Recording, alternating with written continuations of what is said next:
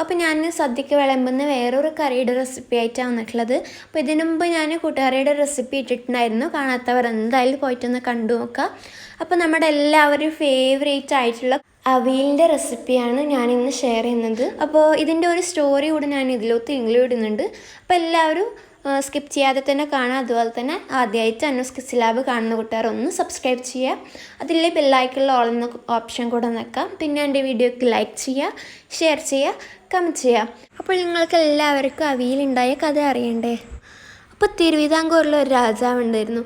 അപ്പോൾ ആ രാജാവിന് ഇങ്ങനെ ഭക്ഷണ സാധനങ്ങളൊന്നും കളയുന്ന തീരെ ഇഷ്ടമല്ല. അപ്പോൾ അങ്ങനെ ഒരു ഉത്സവം വന്നേരം ആ രാജാവ് അദ്ദേഹത്തിൻ്റെ പാചകക്കാരനോട് പ്രജകൾക്ക് എല്ലാവർക്കും വേണ്ടി ഒരു സദ്യ ഒരുക്കാൻ പറഞ്ഞു.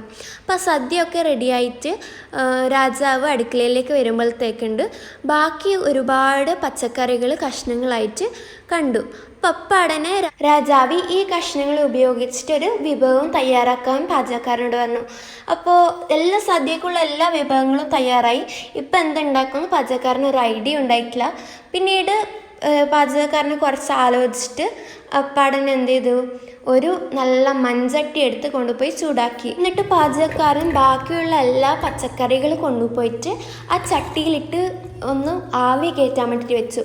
എന്നിട്ട് നല്ലൊരു മണം വരാൻ വേണ്ടിയിട്ട് അതിലേക്ക് ഒരല്പം നമ്മുടെ കറിവേപ്പിലയും ചേർത്ത് കൊടുത്തു. പിന്നെ കുറച്ച് മഞ്ഞൾപ്പൊടിയും നല്ലൊരു രുചി വരാൻ വേണ്ടിയിട്ട് ഉപ്പും ഇട്ടുകൊടുത്തു. അപ്പോൾ ചട്ടിക്ക് പച്ചക്കറി പിടിക്കണമെന്ന് വെച്ചിട്ട് ഒരല്പം വെള്ളം ഒഴിച്ചിട്ട് അടച്ച് വെച്ചിട്ട് അങ്ങ് ആവി കയറ്റാൻ വേണ്ടിയിട്ട് വെച്ചതിന് ശേഷം പാചകക്കാരന് കുറച്ച് ബാക്കിയുള്ള തേങ്ങ കണ്ടു.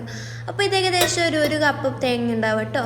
അത് കണ്ട ഉടനെ എടുത്ത് കൊണ്ടുപോയിട്ട് പണ്ട് കാലല്ലേ അമ്മിക്കല്ലിട്ടൊന്ന് മെതിച്ചെടുത്തു. അപ്പോൾ ഇപ്പോൾ പറയുകയാണെങ്കിൽ മിക്സിയിലിട്ടൊന്ന് ക്രഷ് ചെയ്തെടുത്തെന്ന് പറയാം. അപ്പോൾ ഞാനിവിടെ കുറച്ച് എരിവിന് വേണ്ടിയിട്ട് പച്ചമുളകും പിന്നെ നല്ല ടേസ്റ്റിന് വേണ്ടിയിട്ട് നമ്മുടെ ജീരകവും പിന്നെ ഒരു 1/4 കപ്പ് തൈരും കൂടിയിട്ടൊന്ന് ക്രഷ് ചെയ്തെടുത്തിട്ടുണ്ട്. അപ്പോൾ ഇത് അരച്ചെടുക്കാൻ പാടില്ല, ജസ്റ്റ് ഒന്ന് മെതിച്ചെടുക്കാം. എന്നിട്ട് നല്ല ആവി കൊണ്ട് വെന്തിട്ടുള്ള നമ്മുടെ പച്ചക്കറിയിലേക്ക് നമ്മൾ ഇപ്പോൾ ക്രഷ് ചെയ്തിട്ടുള്ള കൂട്ടിട്ടിട്ട് അങ്ങ് പാചകക്കാരനങ്ങ് നന്നായിട്ട് മിക്സ് ചെയ്ത്. എന്നിട്ട് പാചകക്കാരൻ എന്താ ചെയ്തതെന്നറിയോ? നല്ല പച്ച വെളിച്ചെണ്ണ എടുത്തിട്ട് നമ്മുടെ കറീൻ്റെ മുകളിലേക്ക് ഇങ്ങനെ ഒഴിച്ചു കൊടുത്തു. എന്നിട്ട് നമ്മുടെ കറിവേപ്പില എടുത്തിട്ട് കൈ വെച്ച് നല്ലോണം ഇങ്ങനെ ഞരണ്ടിയിട്ട് അതിൻ്റെ മുകളിലേക്ക് ഇങ്ങനെ ഇട്ട് കൊടുത്തു. എന്നിട്ട് ഒരടപ്പ് വെച്ചിട്ട് നന്നായിട്ടൊന്ന് ആവി കയറ്റി എടുത്തിട്ട് നമ്മുടെ രാജാവിന് അതുപോലെ തന്നെ പ്രജകൾക്ക് എല്ലാവർക്കും സദ്യൻ്റെ ഒപ്പം ഇത് വിളമ്പിക്കൊടുത്തു. അപ്പോൾ ഇത് കഴിക്കുന്ന സമയത്ത് ഈ ഒരു പുതിയ വിഭവം കണ്ടിട്ട് രാജാവ് പാചകക്കാരനോട് വെച്ചു, ഈ വിഭവത്തിൻ്റെ പേരെന്താണ്? അപ്പോൾ ഇത് കേട്ട പാടന്നെ പാചകക്കാരനങ്ങ് ഭയന്നു പോയി.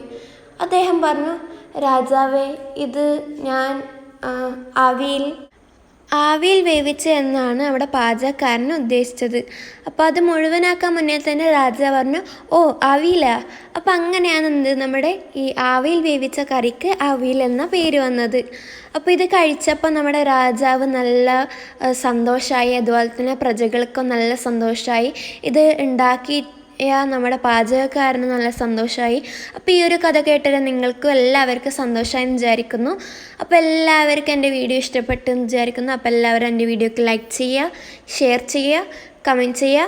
അതുപോലെ തന്നെ ആദ്യമായിട്ട് എൻ്റെ വീഡിയോ കാണുന്ന കൂട്ടുകാരുണ്ടെങ്കിൽ ഒന്ന് സബ്സ്ക്രൈബ് ചെയ്യുക. അതിൻ്റെ തൊട്ടിപ്പുറത്തെ ബെല്ലൈക്കണിൽ ഓൾ എന്ന ഓപ്ഷൻ കൂടെ നിൽക്കുക കേട്ടോ. അപ്പോൾ ഇനി പുതിയ റെസിപ്പീസുമായിട്ട് അടുത്ത വീഡിയോയിൽ കാണാം. അതിലേക്കും സ്റ്റേ ട്യൂൺഡ്. അസ്സലാമു അലൈക്കും.